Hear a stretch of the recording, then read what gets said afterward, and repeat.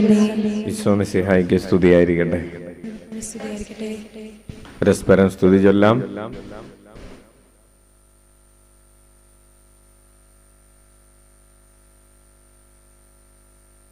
Hallelujah. കരങ്ങൾ ഉയർത്തി സന്തോഷത്തോടെ പറയാം ഹല്ലേലൂയ. അടുത്തിരിക്കുന്നവര് നോക്കി പുഞ്ചിരിച്ചുകൊണ്ട് പറയാം. കുറച്ചുകൂടി നന്നായിട്ട് ചിരിച്ചിട്ട് പറഞ്ഞേ. എല്ലാവരും അച്ഛനെ നോക്കി ഒന്ന് ചിരിച്ചിട്ട് പറഞ്ഞേ. കുറച്ചുകൂടി നന്നായിട്ട് പല്ലൊക്കെ കാണിച്ചേ. ഹല്ലേലൂയ. ഈശോയെ നോക്കി ഒന്ന് ചിരിച്ചിട്ട് പറഞ്ഞേ. കുറച്ചുകൂടി ആത്മാർത്ഥമായിട്ട് ചിരിച്ചേ. ഹല്ലേലൂയ. ചൂടെടുക്കുന്നുണ്ടോ? ഉണ്ടോ? ഇല്ല. ഇന്ന് ഫുൾ എ പ്ലസ് ഒക്കെ കിട്ടിയിരിക്കുന്ന കുറെ പേരൊക്കെ ഉണ്ട്. നല്ല പരീക്ഷയിൽ ഫുള്ളായിക്കോട്ടെ, ഫുള്ളല്ലാതെ ആയിക്കോട്ടെ, നല്ല വിജയമൊക്കെ കിട്ടി എന്ന് ഓർത്ത് സന്തോഷിച്ച് ഈശോയ്ക്ക് നന്ദി പറഞ്ഞുകൊണ്ടിരിക്കുന്ന 10ാം ക്ലാസ്സിൽ കഴിഞ്ഞ വർഷം പരീക്ഷ എഴുതിയ മക്കൾ ആരെങ്കിലും ഒക്കെ ഉണ്ടെങ്കിൽ ഒന്ന് കൈ ഉയർത്തിയേ. പള്ളിയുടെ അകത്ത് ഒരാളുണ്ട്, പുറത്ത്. ആരും ജയിച്ചില്ലേ? ഇവിടെ മൂലക്കലൊക്കെ കുറെ പേർക്ക് ഇരിക്കുന്നുണ്ട്. എല്ലാവർക്കും അച്ഛൻ്റെ ഏറ്റവും സ്നേഹമുള്ള അഭിനന്ദനങ്ങൾ. കൈയടിച്ച് കർത്താവിന് നന്ദി പറയാം. ഇന്നലെയും കുറെ പേരൊക്കെ ഇന്നലെയൊക്കെ വന്ന് നന്ദിയൊക്കെ പറഞ്ഞ് ഈശോയെ ഇന്നലെ ഭയങ്കര ത്യാഗവീതിയിൽ നല്ല തിരക്കായിരുന്നു. മുട്ടയിൽ വലിയാനായിട്ട് സ്ഥലം കിട്ടുന്നുണ്ടായിരുന്നില്ല പിള്ളേര്. Price the Lord. ഹല്ലേലൂയ. അപ്പോ ഈശോ വിജയം തന്നതിനെ ഓർത്ത് നന്ദി പറയാം. ഇനി +2 റിസൾട്ടൊക്കെ വരാനുണ്ട്, CBSE റിസൾട്ടൊക്കെ വരാനുണ്ട്. നല്ല റിസൾട്ട് വരട്ടെ എന്ന് അച്ഛൻ പ്രാർത്ഥിക്കുന്നു, ആശംസിക്കുന്നു. പ്രിയപ്പെട്ടവരെ, മഴ 10 ദിവസം മഴ പെയ്യുമെന്ന് പറഞ്ഞ് ഇന്നലെ മഴ തുടങ്ങിയെങ്കിൽ ഇന്ന് മഴ പെയ്യുന്നില്ല. എന്തായാലും പെയ്തോളും എന്ന് നമുക്ക് തീക്ഷ്ണമായിട്ട് പ്രാർത്ഥിക്കാം. Hallelujah, hallelujah, hallelujah. നമ്മൾ പഠിച്ചുകൊണ്ടിരിക്കുന്ന വിഷയം, അതിന് ഫുൾ A+ കിട്ടോ ഇല്ലയോ? പഠിച്ചുകൊണ്ടിരിക്കുന്ന വിഷയം ഏതാണ്? ഒന്ന് സ്വരത്തിൽ പറഞ്ഞേ, കെട്ടൊക്കെ ഒന്ന് പോട്ടെ. രൂപാന്തരീകരണം. അപ്പൊ ഇനി നമ്മളുടെ വചന ശുശ്രൂഷ കഴിയുന്നത് വരെ ഇരിക്കുന്നിടത്ത് നിന്ന് ആരും എഴുന്നേൽക്കുന്നതല്ല. ഹല്ലേലൂയ. അപ്പോൾ ഇനി ഒരു 45 മിനിറ്റാണെന്ന് ഉദ്ദേശിച്ചിട്ടുള്ളത് ശുശ്രൂഷ, വചന ശുശ്രൂഷ ഉദ്ദേശിച്ചിട്ടുള്ളത്. അപ്പൊ അത് കഴിയുന്നത് വരെ ഇരിക്കുന്നിടത്ത് തന്നെ ഇരിക്കുക. അപ്പോൾ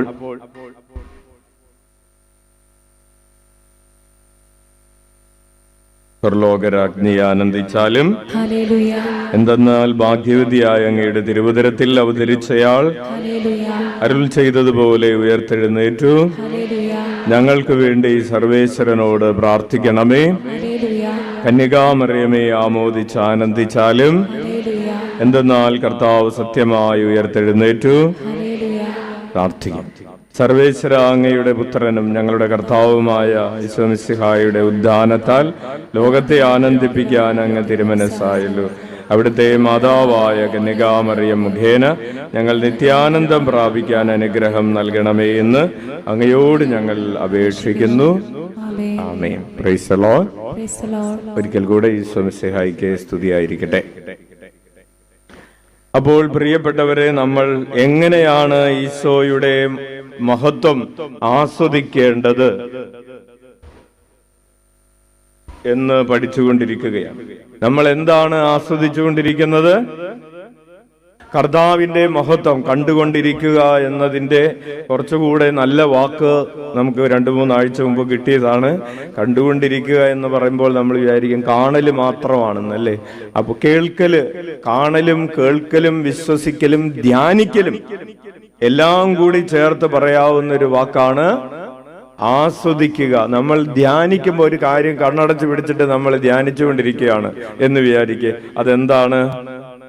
ആസ്വാദനമാണ്. അങ്ങനെ ഇടയ്ക്ക് ചെയ്യാറില്ല. ചില നേരത്ത് കണ്ണൊക്കെ അടച്ചു പിടിച്ചിട്ട് ചില ആൾക്കാർ ഇരുന്ന് ചിരിക്കുന്നത് കാണും. നീ എന്തോർത്തുകൊണ്ടാണ് ഇരിക്കുന്നത്? എന്തോ ഓർത്ത്, എന്താണെന്ന് ഇപ്പൊ പുറത്ത് പറയാൻ പറ്റില്ലെങ്കിലും എന്തോ ഓർത്ത് ആസ്വദിച്ചു കൊണ്ടിരിക്കുകയാണ്. അപ്പോൾ നമ്മൾ ഒരു മെഡിറ്റേഷൻ നടത്തുമ്പോഴും നമ്മൾ എന്താണ് ആസ്വദിക്കുന്നത്? കർത്താവിന്റെ മഹത്വമാണ് ആസ്വദിക്കുന്നത്. സാക്ഷ്യം കേൾക്കുമ്പോൾ മാത്രമല്ല, സാക്ഷ്യം പറയുമ്പോഴും നമ്മൾ ആസ്വദിക്കുന്നത് കർത്താവിന്റെ മഹത്വമാണ്. കേൾക്കുന്നവര് മാത്രമല്ല ആസ്വദിക്കുന്നത്, പറയുന്നവർക്കും അതാണ് നമ്മൾ പറഞ്ഞത്. സാക്ഷികളായി തീരുമ്പോൾ നമ്മൾ കർത്താവിന്റെ മഹത്വമാണ് ആസ്വദിക്കുന്നത്. നമ്മൾ വിശ്വസിക്കുമ്പോൾ, നമ്മൾ പ്രത്യാശിക്കുമ്പോൾ, നമ്മൾ സ്നേഹിക്കുമ്പോൾ കർത്താവിന്റെ മഹത്വം ആസ്വദിക്കുന്നു. ഇപ്പോൾ പറഞ്ഞുകൊണ്ടിരിക്കുന്നത് എങ്ങനെയാണ് സഹനങ്ങളിലൂടെ കർത്താവിന്റെ മഹത്വത്തെ ആസ്വദിക്കാൻ കഴിയുക എന്ന ഒരു രഹസ്യമാണ് നമ്മൾ പഠിച്ചുകൊണ്ടിരിക്കുന്നത്. നമ്മളുടെ ജീവിതത്തിൽ നമ്മൾ സഹിച്ചുകൊണ്ടിരിക്കുകയാണ്. നമ്മൾ സഹിക്കണമെന്ന് ആരാഗ്രഹിക്കുന്നു?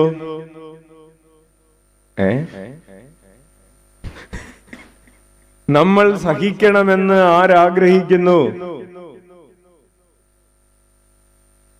പ്രിയപ്പെട്ടവരെ, നിങ്ങൾ അങ്ങനെ ഇപ്പൊ പറഞ്ഞ ഉത്തരം പറയരുത്. നമ്മൾ സഹിക്കണമെന്ന് ദൈവം ആഗ്രഹിക്കുന്നില്ല.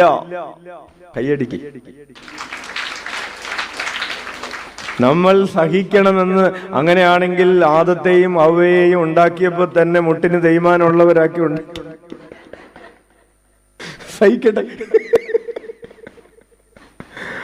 ഡിസ്ക് ബൾജോട് കൂടെയാണോ, നടുവേദനയോട് കൂടെയാണോ ആദ്യം ജനിച്ചപ്പോ തന്നെ പറഞ്ഞത് എന്തിന് നടുവേദന എന്നാണോ? അല്ല. അപ്പോൾ സഹിക്കുന്നവരായിട്ടല്ല ദൈവം മനുഷ്യനെ സൃഷ്ടിച്ചത്. സഹനവും മരണവും, സഹനത്തിന്റെ ഏറ്റവും ഹയസ്റ്റ് ഫോമിനെയാണ് മരണമെന്ന് പറയുന്നത്. മരണം എങ്ങനെയാണ് ഭൂമിയിലേക്ക് വന്നത്?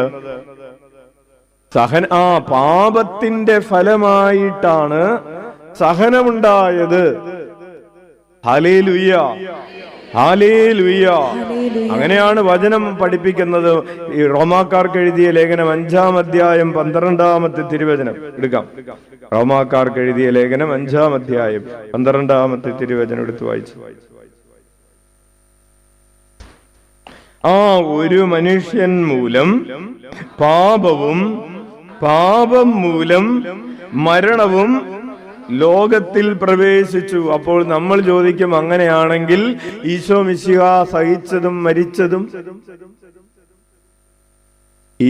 സഹിച്ചതും മരിച്ചതിന്റെയും കാരണം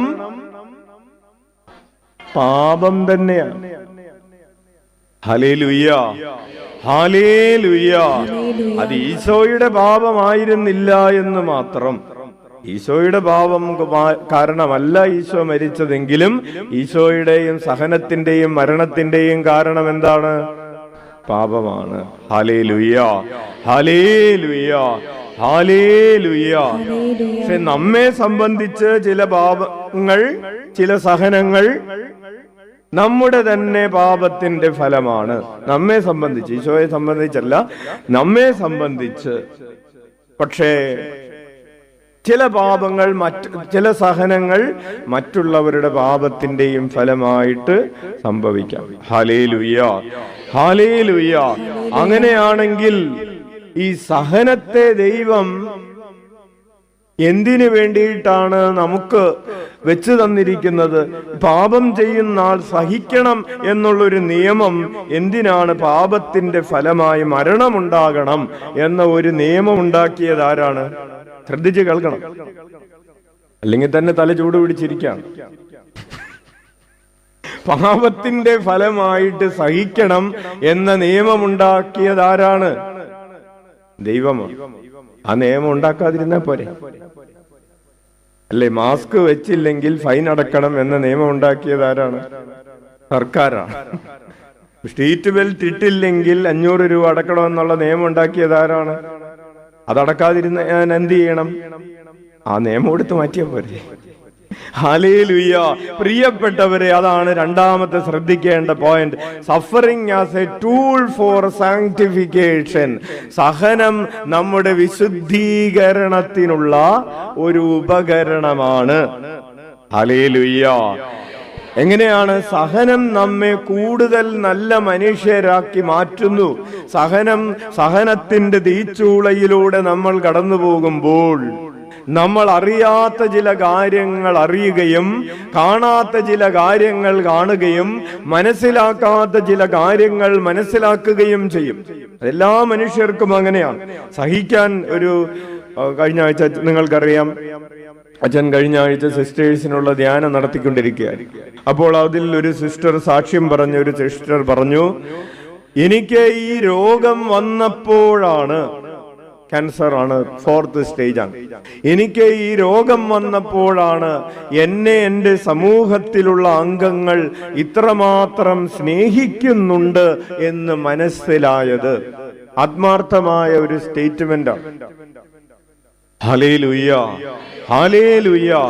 മറ്റുള്ളവർ എന്നെ ഇത്രമാത്രം സ്നേഹിക്കുന്നുണ്ടെന്ന് അവരന്റെ സ്നേഹത്തെ കുറിച്ച് എനിക്കൊരു വെളിപാട് കിട്ടിയത് ഈ സഹനം വന്നപ്പോഴാണ്. അതുകൊണ്ട് ഈ സഹനം എൻ്റെ ജീവിതത്തെ വിശുദ്ധീകരിക്കുന്ന ഒരു സഹനമാണ്. കരമടിച്ച് നന്ദി പറയാം. പരസ്നേഹത്തിൽ വിശുദ്ധീകരിക്കുന്നു. അച്ഛൻ ഓർക്കുന്നുണ്ട്, ഒരു അമ്മച്ചി കുറെ നാൾ മുമ്പ് പറഞ്ഞൊരു ഡയലോഗ്. അച്ഛൻ ഈ രോഗം വന്നപ്പോഴാണ്, ക്യാൻസർ വന്നപ്പോ ഞാൻ എപ്പോഴും കുറ്റം പറഞ്ഞുകൊണ്ടിരുന്ന മരുമകള്, അവള് വിദേശത്ത് ജോലി ഉണ്ടായിരുന്ന ജോലി രാജിവെച്ച് എന്നെ നോക്കാൻ വേണ്ടി എൻ്റെ കൂടെ വീട്ടിൽ വന്ന് നിന്നപ്പോഴാണ് ഇവൾക്ക് എന്നോട് ഇത്രമാത്രം സ്നേഹമുണ്ടായിരുന്നു എന്ന് എനിക്ക് മനസ്സിലായത്. അപ്പോൾ അവരന് നമ്മോടുള്ള സ്നേഹത്തെ കുറിച്ചൊരു ബോധ്യം കിട്ടിയ സമയമാണ്. അതുപോലെ തന്നെ ദൈവത്തിന് നമ്മെ കുറിച്ചുള്ള പദ്ധതികളെ കുറിച്ച് ചില സഹനങ്ങൾ വന്നപ്പോഴാണ്, ആശുപത്രിയിലേക്ക് ഓടിയപ്പോഴാണ്, അവിടെ ചെന്നപ്പോൾ ഡോക്ടർ പറഞ്ഞു ഞങ്ങൾക്കൊന്നും ചെയ്യാൻ പറ്റില്ല എന്ന് പറഞ്ഞപ്പോഴാണ് ഇനിയും ഒരാൾ ബാക്കിയുണ്ടെന്ന്, എല്ലാറ്റിനും മീതെ ഇനിയും ഒരാൾ ഉണ്ടെന്ന ബോധ്യത്തിലേക്ക് എൻ്റെ മനസ്സുണർന്നത്. ഞങ്ങൾക്കൊന്നും ചെയ്യാൻ പറ്റില്ല എന്ന് ഡോക്ടർ പറഞ്ഞപ്പോഴാണെന്ന്. Hallelujah, hallelujah. അപ്പോൾ അതുവരെ വിശ്വാസമുണ്ടായിരുന്നില്ലേ? തീർച്ചയായിട്ടും ഉണ്ടായിരുന്നു. അതുവരെ പ്രാർത്ഥിച്ചിരുന്നില്ലേ? തീർച്ചയായിട്ടും പ്രാർത്ഥിച്ചിരുന്നു. പക്ഷേ അച്ഛ, ഇപ്പോൾ ഞങ്ങൾ പ്രാർത്ഥിക്കുന്നത് ഇതിനു മുമ്പ് പ്രാർത്ഥിച്ചിരുന്നത് പോലെയല്ല. ഇപ്പൊ വേറൊരു റേഞ്ചിലാണ് പ്രാർത്ഥന. Hallelujah, hallelujah. അതായത് സഹനങ്ങൾ നമ്മെ വിശുദ്ധീകരിക്കുന്നു. എല്ലാം ഉണ്ടായിരുന്നപ്പോഴും പ്രാർത്ഥനയൊക്കെ എത്തിച്ചിരുന്നു. പക്ഷെ എല്ലാം നഷ്ടപ്പെട്ടപ്പോ, പള്ളിയിൽ പോകുമ്പോ, മുട്ടേല് വലിയുമ്പോ, മുട്ടുകുത്തി നിൽക്കുമ്പോ എന്തോ ഉള്ളിലൊരു ചൂട് അനുഭവിക്കുന്നുണ്ട്. എല്ലാം ഉണ്ടായിരുന്നപ്പോ പ്രാർത്ഥിച്ചതുപോലെയല്ല ഇപ്പോൾ പ്രാർത്ഥിക്കുന്നത്. Hallelujah, hallelujah, hallelujah.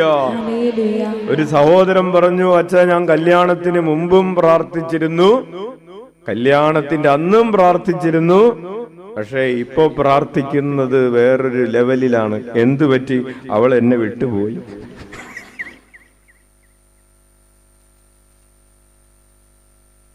വളരെ സങ്കടകരമായിട്ടുള്ള, അവളും തിരിച്ചു വരാൻ വേണ്ടി പ്രാർത്ഥിച്ചു കൊണ്ടിരിക്കുകയാണ്. സഹനം, പ്രിയപ്പെട്ടവരെ, നമ്മെ വിശുദ്ധീകരിക്കുന്നു. അതിന് 1000 എക്സാമ്പിൾ പറഞ്ഞാലും മതിയാവുകയില്ല. റോമാക്കാർക്ക് എഴുതിയിട്ടുള്ള ലേഖനം 5-ാം അധ്യായം 3 മുതലുള്ള തിരുവചനങ്ങൾ പൗലോസ് പറയുകയാണ്, നമ്മുടെ കഷ്ടതകളിലും നാം അഭിമാനിക്കുന്നു. എനിക്ക് ഇന്നൊരു കഷ്ടതയുണ്ട്. ഒരാൾ പറയുകയാണ്, എനിക്ക് കഷ്ടതയുണ്ട്, എനിക്കൊരു സഹനമുണ്ട്, എനിക്കൊരു നഷ്ടമുണ്ട്, എനിക്കൊരു വേദനയുണ്ട്. ആ വേദനയിൽ ഞാൻ അഭിമാനിക്കുന്നു. കാരണം എന്താണ്? ഈ കഷ്ടത എനിക്കുണ്ടായത് ഞാൻ കർത്താവിന് വേണ്ടി നിലകൊണ്ടത് കൊണ്ടാണ്. ഈ വേദന എനിക്കുള്ളത് ഞാൻ ഈശോയിൽ വിശ്വസിക്കുന്നത് കൊണ്ടാണ്. ഈ നഷ്ടം എനിക്കുണ്ടായത് ഞാൻ ഈശോയുടെ സ്വന്തമാണെന്ന് പ്രഖ്യാപിച്ചത് കൊണ്ടാണ്. ഞാൻ ഒരു വിശ്വാസിയായത് കൊണ്ടാണ്. Hallelujah, hallelujah. ആ കഷ്ടതയിൽ ഞാൻ അഭിമാനിക്കുന്നു. പ്രിയപ്പെട്ടവരെ, ഈ ചൂടിൽ നിങ്ങൾ വന്നിരിക്കുമ്പോ ഇതൊരു കഷ്ടതയാണ്, അല്ലേ? ഈ കഷ്ടതയിൽ നമ്മൾ ലോകത്തോട് പറയാതെ പറയുകയാണ്, ഈ ചൂടിൽ, ഈ കഷ്ടതയിൽ, ഈ പൊള്ളുന്ന വെയിലിൽ ഞങ്ങൾ അഭിമാനിക്കുന്നു. കാരണം ഈ ചൂട് ഞങ്ങൾ അനുഭവിക്കുന്നത് കർത്താവിനോടുള്ള സ്നേഹത്തെ പ്രതിയാണെന്ന്. അവർക്ക് വിളിക്കാം, ഈശോയേ. 5:4 റോമർ 5:4. എന്തെന്നാൽ കഷ്ടത സഹനശീലവും. ഇങ്ങനെ കഷ്ടപ്പെട്ട് കർത്താവിന്റെ തിരുസന്നിധിയിൽ ഇരുന്ന് പ്രാർത്ഥിക്കുമ്പോ, ഈ കഷ്ടതകളിലൂടെ കടന്നു പോകുമ്പോ ഞങ്ങൾക്ക് ഒരു സ്വഭാവം കിട്ടുകയാണ്. ഏതാണ് ആ സ്വഭാവം? സഹനശീലം എന്ന് പറയുന്നൊരു സ്വഭാവം. എന്തെങ്കിലും ആരെങ്കിലും പേടിപ്പിക്കുമ്പോ ഓടിക്കളയുന്നവരല്ല. അതാണ് സഹനശീലം എന്ന് പറയുന്നത്, എൻഡ്യൂറൻസ്. ആര് പേടിപ്പിച്ചാലും ഞങ്ങൾ അങ്ങനെ പേടിക്കുകയില്ല. പത്രത്തിൽ വാർത്തയുണ്ടാകും, നിങ്ങൾ ഇന്ന് പുറത്തിറങ്ങിയാൽ സൂര്യാഘാതമേറ്റ് കരിഞ്ഞു പോകും. അപ്പൊ ഒരു ചേച്ചി പറഞ്ഞു, ഞാൻ ഇപ്പൊ തന്നെ കരിഞ്ഞിരിക്കുകയാണ്, ഇനി കരിയാനൊന്നുമില്ല. ചേച്ചി കരിഞ്ഞിട്ടൊന്നുമില്ലല്ലോ, ജീവിതം കരിഞ്ഞ കാര്യമാണ്. ജീവിതം ഇനിയിപ്പോ പുറമെ ഇത്തിരി കരിഞ്ഞാൽ ഒരു കുഴപ്പമില്ല, ഉള്ളു തന്നെ കരിഞ്ഞിരിക്കുകയാണ്. അതുകൊണ്ട് ഇത്തിരി ചൂടേറ്റെന്ന് വെച്ചാൽ ഒരു കുഴപ്പമില്ല. ഇതാണ് കഷ്ടത. നമുക്ക് എന്ത് തരും? സഹനശീലം തരും. ഉള്ളു പൊള്ളിയിരിക്കുമ്പോ പിന്നെ പുറം പൊള്ളിയ വല്ല കുഴപ്പമുണ്ടോ? Hallelujah, hallelujah. അപ്പൊ അതാണ് കഷ്ടത നമുക്ക് സഹനശീലവും, സഹനശീലം നമുക്ക് ആത്മധൈര്യവും തരും. ഇങ്ങനെ കുറെ സഹിച്ച് കുറെ നന്നായിട്ട് സഹിച്ച ചില ആളുകളോട് നിങ്ങൾ ചെന്ന് പറയാണ്, സൂക്ഷിച്ചു നടക്കണോട്ടാ, മുള്ളുള്ളൂ വന്ന. അപ്പൊ നമ്മൾ എന്തു പറയും? സൂക്ഷിച്ചു നടക്കട്ടെ, കാല് കൊള്ളു. പ്രിയപ്പെട്ടവരെ, കഷ്ടതയിലൂടെ വളർന്ന തീയിൽ കുരുത്തത്, അങ്ങനെ തീയിൽ കുരുത്തവരെ വെയില് കാട്ടി പേടിപ്പിക്കണ്ട, അല്ലേ? Hallelujah, hallelujah. കടല് കാണ്ടി വന്നവരെ നിങ്ങൾ കൈത്തോട് കാണിച്ച് സുധാകരന്റെ ഡയലോഗ് ആരോട് പറയണ്ട. കടല് താണ്ടി വന്നവരെ കൈത്തോട് കാണിച്ച് പേടിപ്പിക്കണ്ട എന്ന് പറയുന്നത് പോലെ, പ്രിയപ്പെട്ടവരെ, അനുദിന ജീവിതത്തിൽ സഹനവും കഷ്ടതകളും ഒക്കെ ഉണ്ടാവുമ്പോ അതൊക്കെ നമുക്ക് തരുന്നൊരു സംഭവമുണ്ട്. അതെന്താണെന്നറിയാവോ? ആത്മധൈര്യം എന്ന് പറയുന്നൊരു സംഭവം. ജീവിതത്തിന്റെ ചില രോഗങ്ങളോ ചില പ്രശ്നങ്ങളോ ഒക്കെ വരുമ്പോ ഈ ആത്മധൈര്യമുള്ളവര് തളർന്നു വീഴില്ല. അവർ കുരിശിന്റെ ചുവട്ടിൽ അമ്മ നിന്നതുപോലെ, നമ്മളാണെങ്കിൽ മരിച്ചു കിടക്കുന്നത്, നമ്മളാണെങ്കിൽ മകൻ മരിച്ചത് നമുക്കായിരുന്നെങ്കിൽ നമ്മൾ ആ ശവമഞ്ചത്തിന് കീഴെ തളർന്നിരുന്ന് തലയ്ക്കും താടിക്കും ഒക്കെ കൈകൊടുത്ത് ഇങ്ങനെ കരഞ്ഞിരുന്നാനേ. പക്ഷെ അമ്മ ആ കുരിശിന്റെ ചുവട്ടിൽ ആ കുരിശിനെ നോക്കി ധീരതയോടുകൂടെ നിന്നു എന്നാണ് വചനം എഴുതി വെച്ചിട്ടുള്ളത്. അവൾ തളർന്ന് വീഴുകയോ കിടക്കുകയോ ഇരിക്കുകയോ ചെയ്തില്ല. കുരിശിന്റെ ചുവട്ടിൽ അമ്മ നിൽക്കുന്നുണ്ടായിരുന്നു. ഇരിക്കുന്നുണ്ടായിരുന്നു എന്ന് എഴുതി വെച്ചാൽ മതിയായിരുന്നു. യോഹന്നാൻ മനഃപൂർവ്വം നിന്നതുപോലെ തന്നെ എഴുതി. അമ്മ അവിടെ നിൽക്കുന്നുണ്ടായിരുന്നു. തന്റെ ഇടമുള്ളവർക്കാണ് നിൽക്കാൻ കഴിയുന്നത്. നെഞ്ചുറപ്പുള്ളവർക്കാണ്, ആത്മധൈര്യമുള്ളവർക്കാണ് സഹനങ്ങളുടെ മുൻപിൽ നെഞ്ചു വിരിച്ച് നിൽക്കാൻ കഴിയുന്നത്. നിനക്ക് ആ നെഞ്ച് വിരിച്ച് നിൽക്കാനുള്ള കെൽപ്പുണ്ടാകാൻ, നൗ നോട്ട് ദ പോയിന്റ്. നിനക്ക് അങ്ങനെ നിൽക്കണമെന്ന് ആഗ്രഹമില്ലേ? നിന്നെ ഒരാളും പേടിപ്പിക്കരുത് നിനക്ക് ആഗ്രഹമില്ലേ?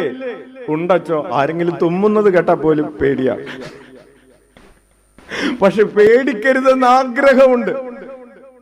ജോലി പോകും എന്ന് പറഞ്ഞുള്ളൂ, പേടി തുടങ്ങി. അപ്പുറത്തുള്ള രണ്ടുപേരെ പറഞ്ഞു വിട്ടു, പേടി തുടങ്ങി. Hallelujah, hallelujah. എടൂര് ഒരു പടക്കം പൊട്ടി ഒച്ച കേട്ടു. അപ്പൊ തന്നെ ബോംബായിട്ട് ഞങ്ങളെ കൊല്ലാൻ വരുന്നതെന്ന് പറഞ്ഞ് പേടി തുടങ്ങി. അങ്ങനത്തെ ആളുകളുണ്ട്. നിനക്ക് പേടി മാറണമെന്ന് ജീവിതത്തെ കുറിച്ചാണ് അച്ഛൻ പറയുന്നത്. എത്രയോ പേടികളാണ് ജീവിതത്തെ കുറിച്ച്, ഭയമാണ് ജീവിതത്തെ കുറിച്ച്. എനിക്കിത് കിട്ടുമോ? എത്രയോ പിള്ളേരാണെന്നറിയാവോ അച്ഛാ റിസൾട്ട് വരാൻ പോണു. അച്ഛന് മടുത്തു, അതുകൊണ്ട് അച്ഛൻ ഫോൺ തുറക്കൽ നിർത്തി. എന്താണ് റിസൾട്ട്? അച്ഛൻ വിചാരിച്ച റിസൾട്ട് വന്നു, ഇല്ല വരാൻ പോണം. റിസൾട്ട് വരാൻ പോണ്, എനിക്ക് പേടിയാവണം. പ്രിയപ്പെട്ടവരെ, തോറ്റ് ഇടക്ക് തോക്കുന്നത് നല്ലതാണ്. എന്തിനാന്നറിയാവോ? ആ സഹനം, തോക്കുന്ന സഹനം നമുക്ക് ചില സഹനശീലം തരും. അപ്പോൾ ഒരു പ്രാവശ്യം ഈ പിള്ളേരൊക്കെ ആത്മഹത്യ ചെയ്യുന്ന എന്താണെന്നറിയാവോ? ഈ തോറ്റു കഴിയുമ്പോ ജീവിതത്തിൽ ഒരിക്കലും തോറ്റിട്ടുണ്ടായിരുന്നില്ലെന്ന്. അതാ കുഴപ്പം. ജീവിതത്തിലെ എനിക്കൊന്നും കിട്ടാതിരുന്നിട്ടില്ല, അതാണ് കുഴപ്പം. എല്ലാം കിട്ടിയതാണ് കുഞ്ഞെ നിന്റെ കുഴപ്പം. ഈ കിട്ടാതിരിക്കുന്ന സാഹചര്യത്തെയാണ് സഹനത്തിന്റെ സാഹചര്യം എന്ന് പറയുന്നത്. കുറവുകളുടെ സാഹചര്യത്തെയാണ് സഹനമെന്ന് പറയുന്നത്. പരാജയത്തിന്റെ സാഹചര്യത്തെയാണ് സഹനമെന്ന് പറയുന്നത്. ചില വേദനകളുടെ സാഹചര്യത്തെയാണ്. എന്നെ ആരും കല്യാണം കഴിഞ്ഞ ഒരു കൊച്ചു പെൺകുട്ടി വന്നിട്ട് പറഞ്ഞു, അച്ഛൻ എന്നെ കല്യാണം വരെ എൻ്റെ അപ്പനും അമ്മയും ഒരു വാക്കുപോലും വിഷമിപ്പിച്ച് പറഞ്ഞിട്ടില്ല. എന്നിട്ട് ഇപ്പൊ എന്ത് പറ്റി? 1 മാസമായിട്ട്. ബാക്കി ഊഹിച്ചാ മതി. എനിക്ക് ഈ ബന്ധം തുടരാൻ പറ്റുമെന്ന് തോന്നുന്നില്ല. അമ്മയും അപ്പനും വഴക്ക് പറഞ്ഞിട്ടില്ല. ഇവൾക്ക് എല്ലാം അറിയാവുന്നോണ്ടല്ല, അവൾക്കൊരു ചായ ഇടാൻ പോലും അറിഞ്ഞൂടാ. അരി വാർക്കാൻ പറഞ്ഞു. അരി വാർക്കാനാ? ഇവൾക്കാകെ ഈ വാർക്ക, വീടിന്റെ വാർക്ക എവിടെയോ കേട്ടിട്ടുണ്ട്, അതറിഞ്ഞൂട്. അരിയടി കഞ്ഞി വാർക്കെന്ന് പറഞ്ഞു. കഞ്ഞിയൊക്കെ വാർക്കും.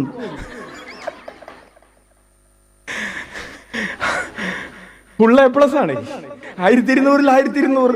ഇതേവരെ അപ്പനും അമ്മയും ഒന്നും പറഞ്ഞിട്ടില്ല. ഇപ്പൊ 1 മാസമായിട്ട് കിട്ടേണ്ടത് കണക്കിന് കിട്ടിക്കൊണ്ടിരിക്കുകയാണ്. Hallelujah, hallelujah. അപ്പൊ ഞാൻ കേസ് കൊടുക്കണോ വേണ്ടേന്ന് മെസ്സേജ്. Hallelujah, hallelujah. പ്രിയപ്പെട്ടവരെ, സഹനശീലം ആത്മധൈര്യം പ്രത്യാശയും ഉളവാക്കുന്നു എന്ന് നാം അറിയുന്നു. ഈ ആത്മധൈര്യം വെറുതെ അല്ല. ഈ ആത്മധൈര്യം ഉള്ളപ്പോ പ്രിയപ്പെട്ടവര് നമുക്കൊരു പ്രത്യാശയുണ്ട്. ഇന്നല്ലെങ്കിൽ നാളെ ഇത് ശരിയാവും. ഈ പ്രത്യാശയില്ലാത്തവരാണ് ഇനി ജീവിക്കണ്ട എന്ന് പറയുന്നത്, ഇനി ഞാൻ മുന്നോട്ട് പോവുകയില്ല എന്ന് പറയുന്നത്, ഇവിടെ വെച്ച് തീർക്കാമെന്ന് ചിന്തിക്കുന്നത് പ്രത്യാശയില്ലാത്തത് കൊണ്ടാണ്. ഇവിടെ വെച്ച് അവസാനിപ്പിക്കാമെന്ന് പറയുന്നത്, മടുത്തു എന്ന് പറയുന്നത് പ്രത്യാശയില്ലാത്തത് കൊണ്ടാണ്. എന്തുകൊണ്ടാണ് നിനക്ക് പ്രത്യാശയില്ലാത്തത്? ആത്മധൈര്യമില്ലാത്തത് കൊണ്ടാണ്. എന്തുകൊണ്ടാണ് നിനക്ക് ആത്മധൈര്യമില്ലാത്തത്? ആത്മധൈര്യമില്ലാത്തത് സഹനശീലമില്ലാത്തത് കൊണ്ടാണ്. എന്തുകൊണ്ടാണ് നിനക്ക് സഹനശീലമില്ലാത്തത്? കഷ്ടതയില്ലാത്തത് കൊണ്ടാണ്. അപ്പോൾ കഷ്ടത കർത്താവ് നമുക്ക് അനുവദിച്ചു തരുമ്പോ നമ്മളറിയാം, കഷ്ടത കർത്താവ് ഒരു കഷ്ടത അനുവദിക്കുമ്പോ പരിഹാരം അവിടുന്ന് കണ്ടിട്ടുണ്ട്. ഇതിനെ എന്ത് ചെയ്യണമെന്ന് അപ്പം വർദ്ധിപ്പിച്ച ഒരു സാഹചര്യത്തിൽ എന്ത് ചെയ്യണമെന്ന് അവൻ മുൻകൂട്ടി തീരുമാനിച്ചിട്ടുണ്ട്. കഷ്ടത അവിടുന്ന് അനുവദിച്ചാൽ പരിഹാരം അവിടുന്ന് കരുതിയിട്ടുണ്ട്. Hallelujah, hallelujah, hallelujah. റോമർ 5:5. പ്രത്യാശ നമ്മെ നിരാശരാക്കുന്നില്ല, കാരണം നമുക്ക് നൽകപ്പെട്ടിരിക്കുന്ന പരിശുദ്ധാത്മാവിലൂടെ ദൈവത്തിന്റെ സ്നേഹം നമ്മുടെ ഹൃദയങ്ങളിലേക്ക് ചൊരിയപ്പെട്ടിരിക്കുന്നു. ഉറക്കെ വിളിക്കാം, ഈശോയേ, ഈശോയേ. ഏറ്റു പറയാം, പ്രത്യാശ നമ്മെ നിരാശരാക്കുന്നില്ല, കാരണം നമുക്ക് നൽകപ്പെട്ടിരിക്കുന്ന പരിശുദ്ധാത്മാവിലൂടെ ദൈവത്തിന്റെ സ്നേഹം നമ്മുടെ ഹൃദയങ്ങളിലേക്ക് ചൊരിയപ്പെട്ടിരിക്കുന്നു. പ്രിയപ്പെട്ടവരെ, അതാണ് യാക്കോബ് ശ്ലീഹ എഴുതിയ ലേഖനം 1-ാം അധ്യായം 2 മുതൽ 4 വരെയുള്ള തിരുവചനങ്ങൾ. നമ്മുടെ ജീവിതത്തിൽ എന്തിനാണ് സഹനങ്ങൾ ഉള്ളതെന്ന് നമ്മൾ ചോദിക്കാറുണ്ട്, ഇല്ലേ? സഹനങ്ങൾ ഉള്ളത് എന്തിനാണെന്ന് നമ്മൾ ചോദിക്കാറുണ്ട്. കഴിഞ്ഞ ഈസ്റ്റർ ദിനത്തിൽ അച്ഛനോട് ചോദിച്ച ചോദ്യമാണ്. അടുത്ത് സണ്ണി ചേട്ടനൊക്കെ നിൽക്കുന്നുണ്ടായിരുന്നു, വർഗീസ് ചേട്ടൻ, ജോസ് ചേട്ടനൊക്കെ നിൽക്കുന്നുണ്ടായിരുന്നു. അപ്പച്ചനെ എന്താണ് മോനെ ഇങ്ങനെ സഹിക്കാൻ കാരണമായിരിക്കുന്നത്? സഹനങ്ങൾ കർത്താവ് അനുവദിക്കുന്നു. എന്താണ് ഈ സഹനത്തിന് കാരണം? എന്നിട്ട് അപ്പച്ചൻ പറഞ്ഞു, അപ്പച്ചന് കുറെ കുറവുകളുണ്ട്, ഈ കുറവുകൾ മുഴുവൻ ഈ സഹനത്തിലൂടെ പരിഹരിക്കപ്പെടണമെന്ന്. കൈയടിച്ച് കർത്താവിന് നന്ദി പറയാം. നമ്മുടെ ജീവിതത്തിലെ സഹനങ്ങൾ ദൈവം അനുവദിക്കുന്നത് നമ്മുടെ സാങ്ക്ടിഫിക്കേഷന് വേണ്ടിയാണ്, നമ്മുടെ വിശുദ്ധീകരണത്തിന് വേണ്ടിയാണ്. യാക്കോബ് ശ്ലീഹ എഴുതിയ ലേഖനം 1-ാം അധ്യായം 2-3 തിരുവചനങ്ങൾ, 2, 3, 4 തിരുവചനങ്ങൾ വായിക്കാം. എന്റെ സഹോദരരെ, വിവിധ പരീക്ഷകളിൽ അകപ്പെടുമ്പോൾ നിങ്ങൾ സന്തോഷിക്കുവിൻ. നിങ്ങൾക്ക് ഒരു പരീക്ഷണമുണ്ടായി, ഒരു ടെംപ്റ്റേഷൻ ഉണ്ടായി, ഒരു വീഴ്ചയുണ്ടായി, ഒരു സങ്കടമുണ്ടായി, ഒരു പരാജയമുണ്ടായി. ആ പരാജയമുണ്ടാകുമ്പോൾ നിങ്ങൾ എന്ത് ചെയ്യണം? എന്ത് വേണം? സന്തോഷിക്കണം. വളരെ പ്രത്യേകമായി ശ്ലീഹ ഉദ്ദേശിക്കുന്ന സഹനം എന്ന് പറയുന്നത് വിശ്വാസത്തെ പ്രതിയുള്ള സഹനമാണ്. മറ്റുള്ള സഹനങ്ങൾ കൂടെ അതിൻ്റെ കൂടെ ചേർത്ത് വെച്ച കുഴപ്പമൊന്നുമില്ല. ഒരു സഹനം നിങ്ങൾക്കുണ്ടായി, നിങ്ങൾ അപ്പോൾ എന്ത് ചെയ്യണം? നിങ്ങൾ സന്തോഷിക്കുവിൻ. എന്തെന്നാൽ വിശ്വാസം പരീക്ഷിക്കപ്പെടുമ്പോൾ നിങ്ങൾക്ക് അതിൽ സ്ഥിരത ലഭിക്കുമെന്നറിയാമല്ലോ. വളരെ ലളിതമായൊരു ഉദാഹരണം പറയാം. നിങ്ങൾ ഒത്തിരിയേറെ പ്രാർത്ഥിച്ചൊരു കുഞ്ഞാണ്. നീ ഒത്തിരിയേറെ പ്രാർത്ഥിച്ചു 10ാം ക്ലാസ്സിൽ ഫുൾ A+ കിട്ടാൻ, നിനക്ക് 5 എണ്ണം കിട്ടിയുള്ളൂ എന്ന് വിചാരിക്കുക. എന്താണത്? അതൊരു പരീക്ഷണമാണ്. ഞാൻ പ്രാർത്ഥിച്ചിട്ട് എനിക്കൊന്നും കിട്ടിയില്ല. അങ്ങനെയാണെങ്കിൽ ഒന്നും പ്രാർത്ഥിക്കാതെ, ഒരു പ്രാർത്ഥനയും ചെല്ലാത്ത അവൾക്കും അവനും കിട്ടി. അങ്ങനെയാണെങ്കിൽ ഞാനും പ്രാർത്ഥിക്കാതിരുന്നാൽ മതി. വിശ്വാസം വളരെ ലളിതമായ ഉദാഹരണം പറഞ്ഞതാണ്. പലരും വീണുപോകുന്ന ഒരു ഉദാഹരണം കൂടെ, ഒരു സാഹചര്യം കൂടെയാണ്. പ്രാർത്ഥിച്ചവർക്ക് കിട്ടിയില്ല, പ്രാർത്ഥിക്കാത്തവർക്ക് കിട്ടി. അങ്ങനെയാണെങ്കിൽ പ്രാർത്ഥിക്കാതിരിക്കുന്നതാണ് ലാഭമെന്ന് ചിന്തിക്കാനുള്ള ഒരു പരീക്ഷണം നിനക്കുണ്ട്. നീ എന്ത് ചെയ്യും? അതല്ലേ ശരി.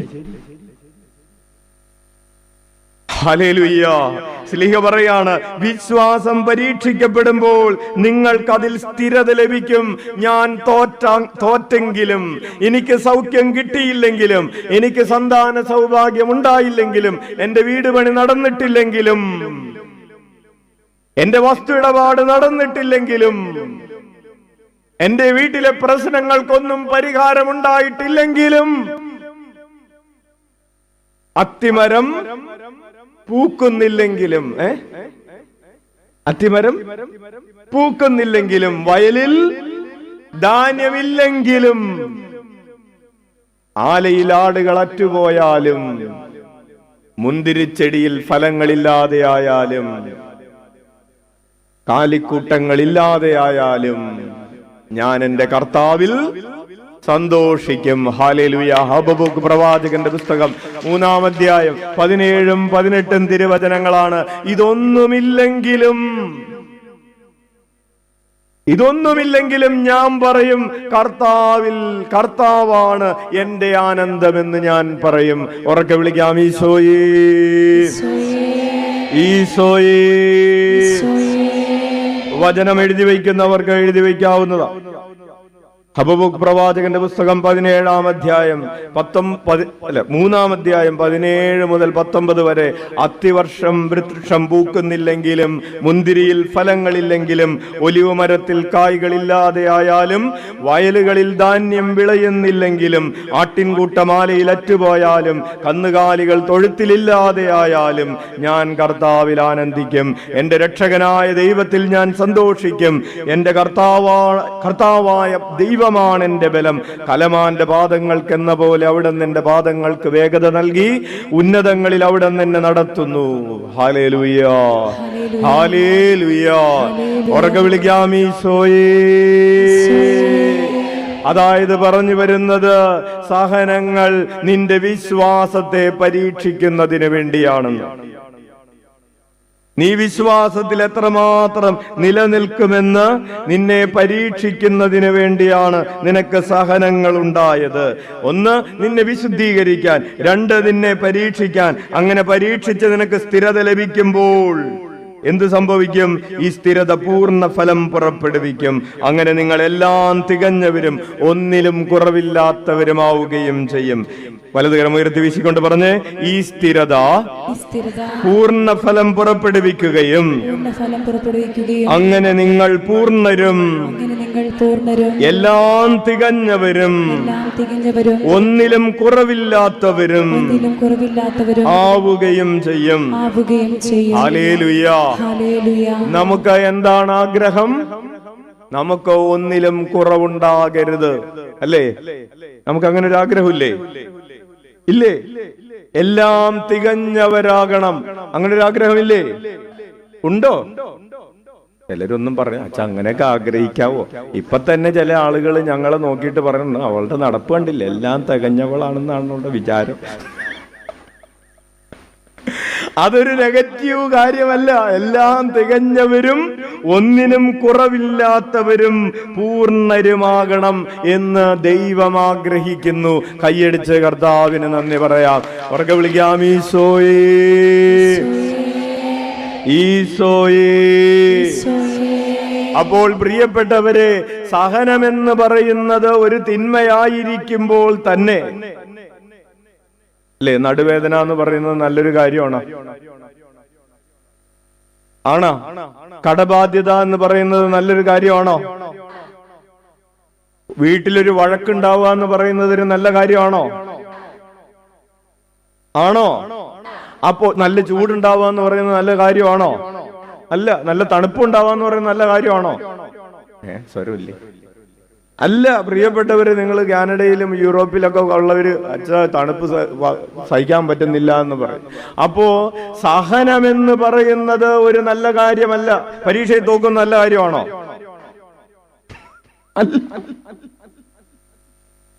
ഒരു ജോലി കിട്ടാതിരിക്കുന്നത് നല്ല കാര്യമാണോ? വിവാഹം നടക്കാതിരിക്കുന്നത് നല്ല കാര്യമാണോ?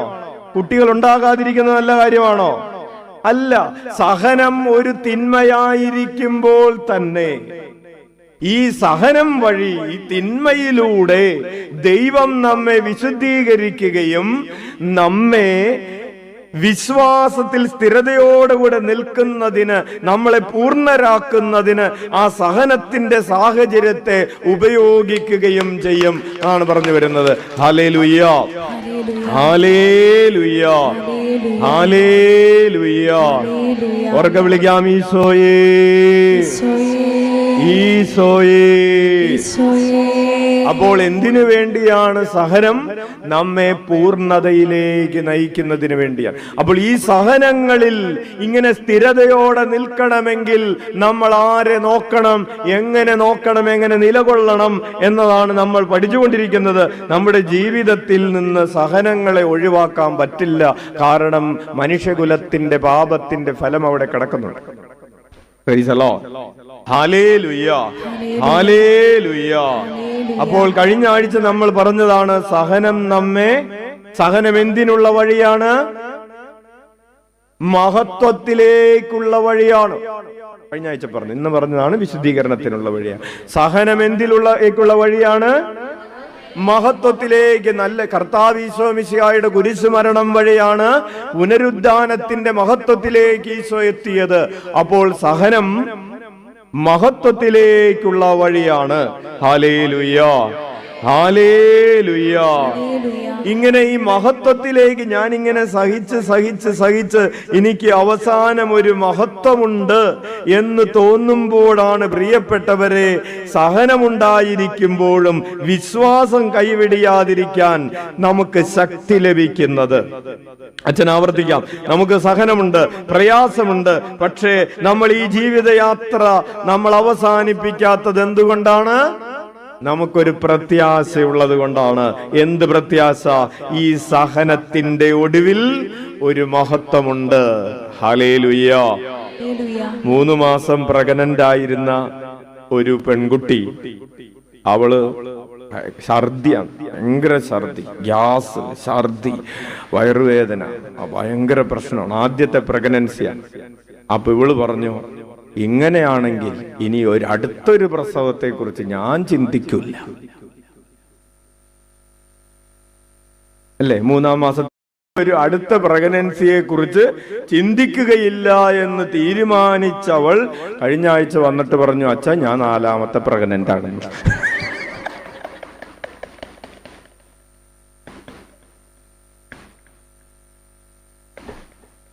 ഹല്ലേലൂയ. അപ്പൊ അന്ന് തീരുമാനം എടുത്തതാ. അതായത് ഈ സഹനങ്ങൾക്ക് ശേഷം, ഈ ഭാരത്തിന് ശേഷം ഒരു കുഞ്ഞ് ജനിക്കുമ്പോഴുണ്ടാകുന്ന ആ സന്തോഷം, ആ ആനന്ദം വീണ്ടും ഒരു കുഞ്ഞിന് ജന്മം നൽകുന്നതിന് ഒരു അമ്മയ്ക്ക് പ്രേരണയായി മാറുകയാണ്. Hallelujah, hallelujah, hallelujah. കുഞ്ഞ് ജനിക്കുമ്പോൾ, കുഞ്ഞ് ജനിച്ച കുഞ്ഞിന്റെ പാൽപുഞ്ചിരി കാണുമ്പോൾ, കുഞ്ഞിനെ മാറോട് ചേർത്ത് പിടിച്ച കുഞ്ഞിന് മുലപ്പാല് കൊടുക്കുമ്പോൾ ലഭിക്കുന്ന ഒരു മാതൃത്വത്തിന്റെ സംതൃപ്തിയുടെ നിറവിൽ നിന്ന് വീണ്ടും അവൾ ആഗ്രഹിക്കുകയാണ്, എനിക്ക് വീണ്ടും കുഞ്ഞിനെ വേണമെന്ന്. Hallelujah, hallelujah. അതാണ് ഈ പ്രത്യാശ എന്ന് പറയുന്നത്. പ്രത്യാശ നമ്മെ വിശ്വാസത്തിൽ നിലനിർത്തും. സഹനം മഹത്വത്തിലേക്കുള്ള വഴിയാണ് എന്ന ഒരു ബോധ്യം നമ്മെ വിശ്വാസത്തിൽ നിലനിർത്തുന്നു. അതുകൊണ്ടാണ് അബ്രാഹത്തെ കുറിച്ച് റോമാക്കാർക്ക് എഴുതിയ ലേഖനം, എഴുതി വെക്കുന്നവർ എഴുതി വെക്കാം, റോമാക്കാർക്ക് എഴുതിയ ലേഖനം 4-ാം അധ്യായം 18 മുതൽ 25 വരെയുള്ള തിരുവചനങ്ങളിൽ അബ്രാഹാം ഇങ്ങനെ സഹനത്തിൽ, വിശ്വാസത്തിൽ, പ്രത്യാശയോടുകൂടെ നിലനിൽക്കുകയാണ്. 75-ാമത്തെ വയസ്സിൽ കർത്താവിന്റെ വിളി കിട്ടി. കർത്താവ് വന്നിട്ട് പറഞ്ഞു, നിനക്ക് ഞാൻ സന്തതിയെ, മക്കളെ തരാൻ പോവുകയാണ്. 75-ാമത്തെ വയസ്സിൽ. അപ്പൊ തന്നെ വേണമെങ്കിൽ ചോദിക്കായിരുന്നു, ഓ ഇത്രയും നാൾ എവിടെയായിരുന്നു? ഇത്രയും നാൾ കാണിക്കാത്ത ഒരു സ്നേഹം ഇല്ലേ? 25-ാമത്തെ വയസ്സിൽ കല്യാണം കഴിഞ്ഞതാണ് അബ്രാഹത്തിന്റെ. നിങ്ങൾക്ക് കുറി കിട്ടിയായിരുന്നോ? 25-ാമത്തെ വയസ്സിലായിരുന്നു കല്യാണം, അച്ഛനുണ്ടായത്.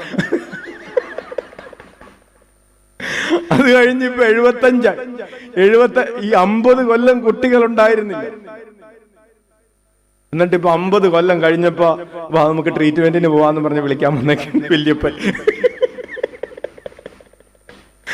അപ്പോൾ പ്രത്യാശയുള്ളവനായിരുന്നത് കൊണ്ട് അബ്രഹാം പറഞ്ഞു, ഞാൻ വരാന്ന് പറഞ്ഞു. ട്രീറ്റ്മെന്റിന് പോവാന്ന് പറഞ്ഞപ്പോ അബ്രഹാം പറഞ്ഞു, നമുക്ക് പോവാന്ന്, ഡോക്ടറെ കാണാന്ന് പറഞ്ഞു. എന്നിട്ടും 25 കൊല്ലം പിന്നെയും കാത്തിരുന്നത് പ്രിയപ്പെട്ടവരെ എന്തുകൊണ്ടാണ്?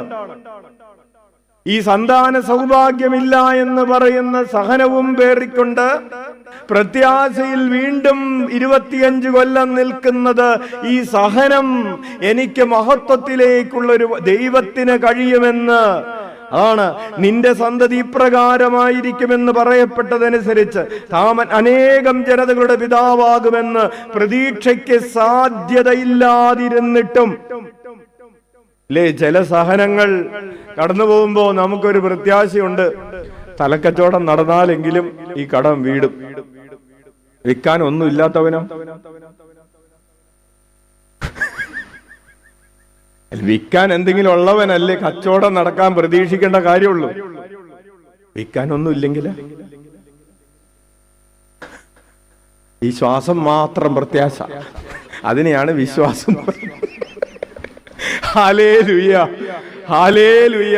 അവന്റെ കയ്യിൽ ആകെ ഒരു രേഖയുള്ളൂ. ഏതാണ് ആ രേഖ?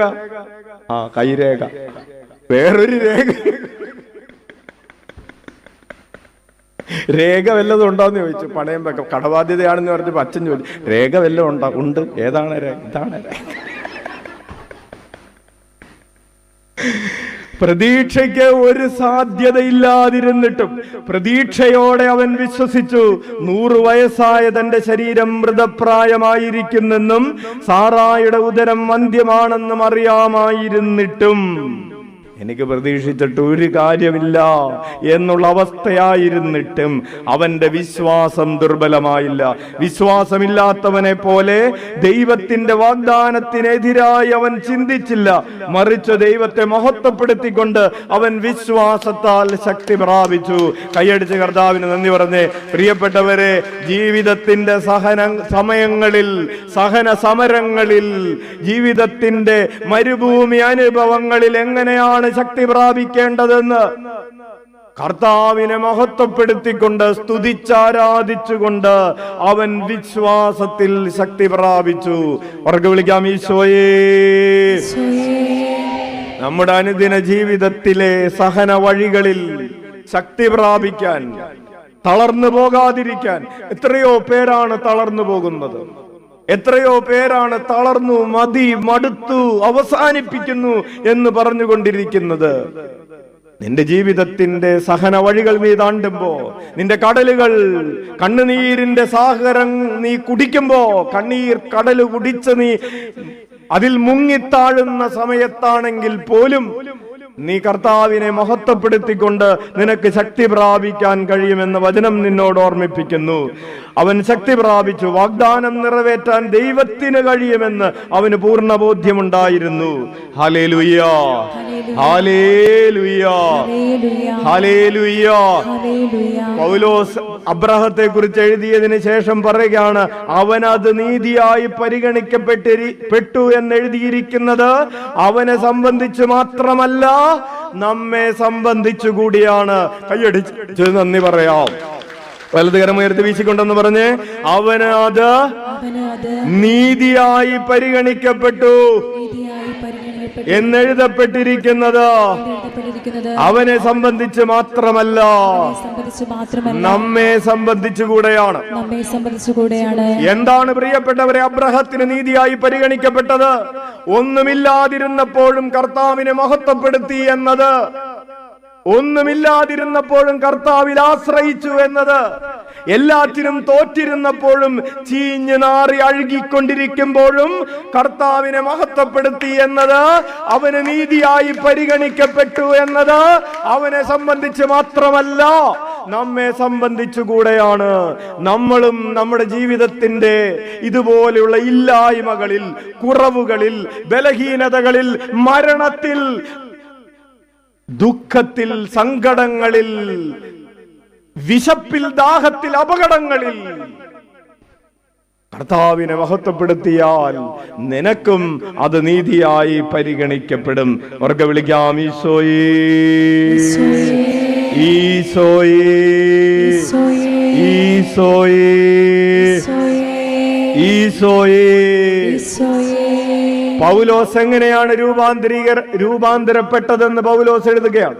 പൗലോസിന്റെ ആത്മകഥ എഴുതുകയാണ്. പൗലോസ് പറയുന്നു, ഞങ്ങൾ സദാസമയവും എന്തിന് അപകടത്തെ അഭിമുഖീകരിക്കണം?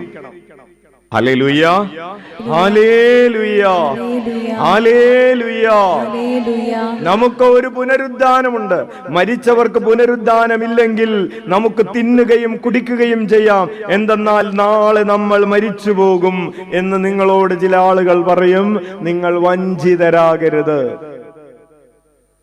അങ്ങനെ പറയുന്നവരുണ്ടല്ലോ. ഒരു പെൺകുട്ടി വന്നിട്ട് പറഞ്ഞു, അച്ഛ, ഇന്നലെ വന്നിട്ട് പറഞ്ഞു, അച്ഛാ, എനിക്ക് ക്രിസ്തുവിലും ക്രിസ്ത്യാനിറ്റിയിലുമുള്ള വിശ്വാസം നഷ്ടപ്പെട്ടു പോയി. എന്താണ് നഷ്ടപ്പെടാൻ കാരണം? ചില ആളുകൾ പറഞ്ഞു ദൈവമില്ല, ചില ആളുകൾ പറഞ്ഞു ക്രിസ്തുവില്ല. ക്രിസ്തു ഉണ്ട് എന്ന് പറഞ്ഞ് നമ്മൾ ഇങ്ങനെ വലിയ ധാർമ്മിക ജീവിതമൊന്നും നയിക്കേണ്ട കാര്യമില്ല.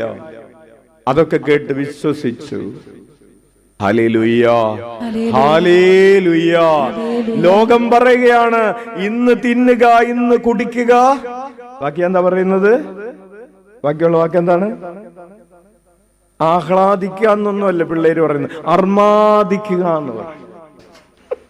തിന്ന് കുടിച്ച് അർമാദിക്കുക. നാളെ നമ്മൾ ചത്തുപോകും. Hallelujah, hallelujah. പ്രിയപ്പെട്ടവരെ, കൊരിന്ത്യസുകാർക്ക് എഴുതിയ, അടുത്ത വചനം എഴുതി വെച്ചു, കൊരിന്ത്യസുകാർക്ക് എഴുതിയ 2-ാം ലേഖനം 4-ാം അധ്യായം 16 മുതൽ 18 വരെയുള്ള തിരുവചനങ്ങൾ. സഹനങ്ങളിൽ എന്ത് ചെയ്യണമെന്ന്, സഹനങ്ങളെ എങ്ങനെ വ്യാഖ്യാനിക്കണമെന്ന് നമ്മൾ വായിക്കുകയാണ്. 2 കൊരിന്ത്യസ് 4:16-18. ഞങ്ങൾ ഭഗ്നാശരാകുന്നില്ല, ഞങ്ങളിലെ ബാഹ്യ മനുഷ്യൻ ക്ഷയിച്ചുകൊണ്ടിരിക്കുകയാണെങ്കിലും ആന്തരിക മനുഷ്യൻ അനുദിനം നവീകരിക്കപ്പെട്ടുകൊണ്ടിരിക്കുന്നു. ബാഹ്യ മനുഷ്യൻ എങ്ങനെയാണ് ക്ഷയിക്കുന്നത്? ഒരു രോഗം വന്നിട്ടാകാം. രോഗം വന്ന് ബാഹ്യ മനുഷ്യൻ ക്ഷയിച്ചു കൊണ്ടിരിക്കുകയാണ്.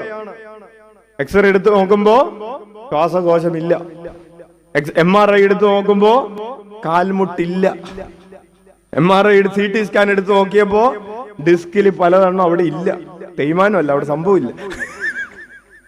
അപ്പൊ ബാഹ്യ മനുഷ്യൻ ക്ഷയിച്ചു കൊണ്ടിരിക്കുകയാണ്. അത് പല അർത്ഥത്തിൽ വിഷമിച്ച് ബാഹ്യ മനുഷ്യൻ ഇല്ലാതെ ആയിക്കൊണ്ടിരിക്കുകയാണ്, ചുരുങ്ങിക്കൊണ്ടിരിക്കുകയാണ്. ചില ആളുകൾ പറയാറില്ലേ, അച്ഛൻ ഞങ്ങൾ നാണം കെട്ട് ഇല്ലാണ്ടായി എന്ന് ഇല്ലേ? ബാഹ്യ മനുഷ്യൻ ക്ഷയിച്ചു കൊണ്ടിരിക്കുകയാണ്. പൗലോസ് തന്നെ കുറിച്ച് തന്നെ പറയുകയാണ്, ഞാൻ കർത്താവിന് വേണ്ടി ജീവിച്ച് എന്റെ ജീവിതം ഇങ്ങനെ എന്റെ ബാഹ്യ മനുഷ്യൻ ഇല്ലാതെ ആയിക്കൊണ്ടിരിക്കുകയാണ്. ഞാൻ കർത്താവിന് വേണ്ടി കൊടുത്ത് എന്റെ കയ്യിൽ ഇപ്പോ ഒന്നുമില്ലാതെ ആയിരിക്കുകയാണ്. ഇനി എനിക്ക് വേണ്ടി ഒരു ശ്വാസം ബാക്കിയില്ല, എനിക്ക് വേണ്ടി ഒരു ഹൃദയമിടിപ്പ് ബാക്കിയില്ല. എന്റെ ബാഹ്യ മനുഷ്യൻ, എനിക്ക് വേണ്ടി ഇനി ഒരു ഫ്രണ്ട്സ് ബാക്കിയില്ല. ഫ്രണ്ട്സൊക്കെ പോയി, എല്ലാവരും ബ്രേക്കപ്പായി. അപ്പോൾ ബാഹ്യ മനുഷ്യൻ ക്ഷയിച്ചു കൊണ്ടിരിക്കുകയാണെങ്കിലും ആന്തരിക മനുഷ്യൻ അനുദിനം നവീകരിക്കപ്പെട്ടുകൊണ്ടിരിക്കുകയാണ്. എന്നിലുള്ള ഒരു ആത്മാവ്, എന്നിലുള്ള ഒരു ആത്മചൈതന്യം, എന്റെ പ്രാർത്ഥനാ ചൈതന്യം, എന്റെ പരസ്നേഹ ചൈതന്യം, എന്റെ ദൈവസ്നേഹ ചൈതന്യം അത് ക്ഷയിക്കുകയല്ല, അത് ബലപ്പെട്ടുകൊണ്ടിരിക്കുകയാണ്, അത് നവീകരിക്കപ്പെട്ടുകൊണ്ടിരിക്കുകയാണ്. ഉറക്കെ വിളിക്കാം, ഈശോയേ, ഈശോയേ. എന്നിട്ട് പൗലോസ് പറയുകയാണ്, ഞങ്ങളുടെ ക്ലേശങ്ങൾ നിസാരവും ക്ഷണികവുമാണ്. ഞങ്ങൾക്ക് ഇത്തിരി ക്ലേശമുണ്ട്. എന്തൊക്കെ ക്ലേശങ്ങളാണുള്ളത്? ക്ലേശത്തിന്റെ ലിസ്റ്റ് വായിച്ചാൽ നമ്മൾ ഞെട്ടും. ഞങ്ങൾക്ക് കുറച്ച് ക്ലേശമൊക്കെ ഉണ്ട്, കുറച്ച് കഷ്ടതയൊക്കെ ഉണ്ട്, അത് നിസ്സാരമാണ്, അതൊന്നുമല്ല. അപ്പൊ നമ്മൾ വിചാരിക്കോ ഒന്നും അല്ലെങ്കിൽ പിന്നെ ടെൻഷൻ അടിക്കണ്ടല്ലോ. ഹല്ലേലൂയ. ആ ഒന്നുമല്ല എന്ന് പറയുന്ന ക്ലേശങ്ങൾ ഏതൊക്കെയാണെന്ന് പൗലോസ് കൊരിന്ത്യക്കാർക്ക് എഴുതിയ 1-ാം ലേഖനം 2-ാം ലേഖനം 11-ാം അധ്യായം 23 മുതൽ 33 വരെയുള്ള തിരുവചനങ്ങളിൽ ഒന്നുമല്ല എന്ന് പറഞ്ഞ ക്ലേശങ്ങളുടെ ഒരു ലിസ്റ്റ് എഴുതിയിട്ടുണ്ട്. കൊരിന്ത്യക്കാർക്ക് എഴുതിയ 2-ാം ലേഖനം 11-ാം അധ്യായം 23 മുതലുള്ള തിരുവചനങ്ങൾ പൗലോസ് പറയുകയാണ്, ഞാൻ വളരെ അധ്വാനിച്ചു, വളരെ കൂടുതൽ കാരാഗ്രഹവാസം അനുഭവിച്ചു. ഞങ്ങൾ ജയിലിൽ കിടന്നിട്ടുണ്ട് പല പ്രാവശ്യം. പക്ഷെ അതൊന്നുമല്ല. ജയിലിൽ കിടക്കുമ്പോ നല്ല സുഖമാണല്ലോ. ഈ ജയിലിൽ കിടന്നത് ഒന്നുമല്ല. ആർക്ക് വേണ്ടി ജയിലിൽ കിടന്നത്? ഈശോയ്ക്ക് വേണ്ടി ജയിലിൽ കിടന്നു. അത് നിസ്സാരമാണ്. നമ്മൾ ഈശോയ്ക്ക് വേണ്ടി ജയിലിൽ കിടന്ന നമ്മൾ എന്ത് പറയും? ഞങ്ങൾ ഈശോയ്ക്ക് വേണ്ടി ജയിലിൽ കിടന്നിട്ടുണ്ട്, സ്വാതന്ത്ര്യ സമരത്തിന് വേണ്ടി ഞങ്ങൾ. Hallelujah, hallelujah, hallelujah. എന്നിട്ട് പറയാണ്, എണ്ണമറ്റ വിധം പ്രഹരിക്കപ്പെട്ടു. ഇഷ്ടം പോലെ, എത്രയാണെന്ന് കണക്കൂട്ടാൻ പറ്റുന്നില്ല. 100 കണക്കിന് അടി, വലിയ വടി വെച്ച് അടി കിട്ടിയിട്ടുണ്ട്. അതൊന്നുമല്ല. പലതവണ മരണവക്രത്തിലകപ്പെട്ടു. പല പ്രാവശ്യം ഞങ്ങൾ മരണത്തോളം എത്തി. ഒരു പ്രാവശ്യം പൗലോസ് ചത്തെന്ന് വിചാരിച്ച് അവർ ഉപേക്ഷിച്ചിട്ട് പോയതാണ്. അതുപോലെ അടിച്ച് ചത്തെന്ന് വിചാരിച്ച് മൂക്കിൽ ശ്വാസം ഉണ്ടാവുന്നൊക്കെ നോക്കി എല്ലാം തീർന്നടാ പോവാന്ന് പറഞ്ഞ് പോയതാണ്. പല പ്രാവശ്യം മരണവക്രത്തിലകപ്പെട്ടു. അതൊന്നുമല്ല. 5 പ്രാവശ്യം യഹൂദരുടെ കൈകളിൽ നിന്ന് കുറേ 40 അടി വീതം ഞാൻ കൊണ്ടു. അപ്പൊ തന്നെ എത്രയായി? 200 അടി. അതിൽ നിന്ന് ഒരു 5 എണ്ണം കുറച്ചാ മതി. ഹല്ലേലൂയ. നല്ല വടി വെച്ച അടി 5 പ്രാവശ്യം, 39 പ്രാവശ്യം വെച്ച്. 40 പ്രാവശ്യമാണ് കിട്ടേണ്ടത്. കൂടിപ്പോകാതിരിക്കാൻ 39 ആവുമ്പോ അവര് നിർത്തും. Hallelujah, hallelujah. 3 പ്രാവശ്യം വടി കൊണ്ടടിക്കപ്പെട്ടു. 40 അടി വേറെ. 3 പ്രാവശ്യം വടി കൊണ്ടടിക്കപ്പെട്ടു. ഒരിക്കൽ കല്ലെറിയപ്പെട്ടു. 3 പ്രാവശ്യം കപ്പൽ അപകടത്തിൽപ്പെട്ടു. ഒരു രാത്രിയും ഒരു പകലും കടലിൽ ഒഴുകി നടന്നു. നല്ല രസമായിരിക്കും അല്ലേ? അല്ലേ? നമ്മൾ പിക്നിക്കിന് പോകുമ്പോ കടലിൽ 5 മിനിറ്റ് ഒഴുകി നടക്കണ പോലെ അല്ല കേട്ടോ. ഹല്ലേലൂയ. തുടരെയുള്ള യാത്രകൾക്കിടയിൽ നദികളിൽ വെച്ചും കൊള്ളക്കാരിൽ നിന്നും സ്വന്തക്കാരിൽ നിന്നും വിജാതീയരിൽ നിന്നും എനിക്ക് അപകടങ്ങൾ ഉണ്ടായി. നഗരത്തിൽ വെച്ചും വിജനപ്രദേശത്ത് വെച്ചും കടലിൽ വെച്ചും അപകടങ്ങളിൽ അകപ്പെട്ടു. വ്യാജ സഹോദരങ്ങളിൽ നിന്നുള്ള അപകടങ്ങൾക്ക് ഞാൻ അധീനനായി. കഠിനാധ്വാനത്തിലും വിഷമസന്ധികളിലും നിരവധി രാത്രികളിലെ ജാഗരണത്തിലും വിശപ്പിലും ദാഹത്തിലും പലപ്പോഴും ഉപവാസത്തിലും തണുപ്പിലും നഗ്നതയിലും ഞാൻ ജീവിച്ചു. ഉപവാസം, ദാഹം, വിശപ്പ്, നഗ്നത ഇവയ്ക്കെല്ലാം പുറമെ സകല സഭകളെയും കുറിച്ചുള്ള ഉത്കണ്ഠ എന്നെ അലട്ടിക്കൊണ്ടിരുന്നു. പ്രിയപ്പെട്ടവരെ, പൗലോസ് പറയാണ്, ആ വിശപ്പില്ലേ അത് നിസ്സാരമാണ്, ആ ദാഹമില്ലേ അത് നിസ്സാരമാണ്. കടലിൽ ഒഴുകി നടന്നതില്ലേ രാത്രിയും പകലും, ഇപ്പൊ ചാവൂന്ന് വിചാരിച്ച് അത് നിസ്സാരമാണ്. Hallelujah, hallelujah, hallelujah. നമ്മെ സംബന്ധിച്ച് നമുക്കുള്ള തലവേദന മറ്റാരുടെ കിഡ്നി മാറ്റിവെക്കുന്നതിനേക്കാളും പ്രധാനപ്പെട്ട. അയാൾക്ക് 4th സ്റ്റേജ് ക്യാൻസർ ആണ്, എന്നാൽ എന്റെ തലവേദനേക്കാളും വലുതായിരിക്കില്ല എന്നാണ് നമ്മൾ വിചാരിക്കുന്നത്. ഹല്ലേലൂയ. പൗലോസ് പറയുകയാണ്, എനിക്കുണ്ടായ ഈ കഷ്ടതകൾ നിസാരമാണ്. എന്തിനോട് തുലനം ചെയ്യുമ്പോൾ, എനിക്ക് ലഭിക്കാനിരിക്കുന്ന മഹത്വത്തോട് തുലനം ചെയ്യുമ്പോ, എന്റെ ഈശോ എനിക്ക് സ്വർഗത്തിൽ തരാനിരിക്കുന്ന സമ്മാനത്തോട് തുലനം ചെയ്യുമ്പോ, ഈശോ മിശിഹായുടെ കുരിശ് മരണത്തോടും അതിന്റെ ഫലമായി ലഭിക്കുന്ന മഹത്വത്തോടും തുലനം ചെയ്യുമ്പോൾ ഇപ്പോൾ അനുഭവിക്കുന്ന കഷ്ടതകൾ ക്ഷണികമാണ്, നിസാരമാണ്, കുറച്ചു നേരത്തേക്കുള്ളൂ. അല്ലേ? നമ്മുടെ രോഗങ്ങൾ എത്ര നേരത്തേക്കുണ്ടാവും? നീറ്റ് പരീക്ഷയ്ക്ക് ചോദ്യം, നമ്മുടെ രോഗങ്ങൾ എത്ര കാലത്തേക്കുണ്ടാവും? മോളെ, കുറച്ചു നേരത്തേക്ക് ഉണ്ടാവുള്ളൂ. ഏതാണ് ആ കുറച്ചു നേരം? മരിക്കുന്നത് വരെ. പിന്നുണ്ടാവില്ല. ഹല്ലേലൂയ. അതാണ് പറയുന്നത്, ഈ കഷ്ടതകൾ ക്ഷണികമാണ്, അവയുടെ ഫലമോ അനുപമമായ മഹത്വം. ദൃശ്യമായവയല്ല, അദൃശ്യമായവയാണ് ഞങ്ങളുടെ ലക്ഷ്യം.